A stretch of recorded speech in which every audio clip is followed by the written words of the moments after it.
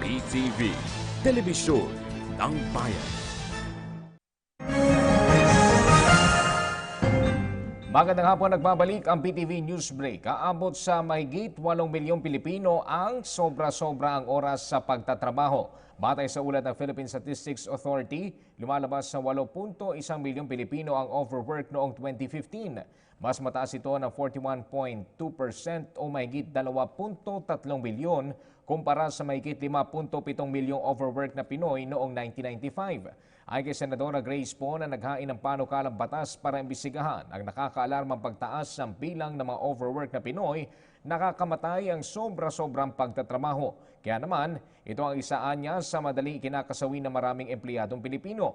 Dahil dito, nais ni Poe na masuri ang polisiya ng mga kumpanya na nag-oobliga sa mga empleyado na magtrabaho ng mahabang oras, maging ang pagbabago sa labor law.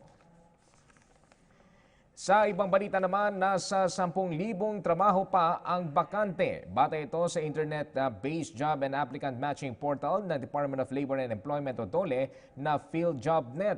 Ayon sa DOLE, pinakamalaking bilang ng mga bakanteng trabaho ay mula sa BPO o Business Process Outsourcing. Kabilang sa mga hinahanap ay libo-libong call center agents at daan-daang customer service assistant.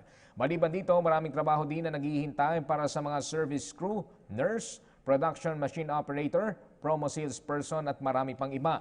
Hinikayat naman ni Labor Secretary Silvestre Bello III ang publiko na gamitin ang PhilJobNet sa kanilang paghahanap ng trabaho. At yan po muna mga pinakamainit na balita sa oras na ito. Manatiling updated gamit ang aming social media sites. I-like lamang po ang aming PTV Facebook page. I-follow kami sa Twitter at PTVPH. Ako po si Ralph Obina. Magandang hapon.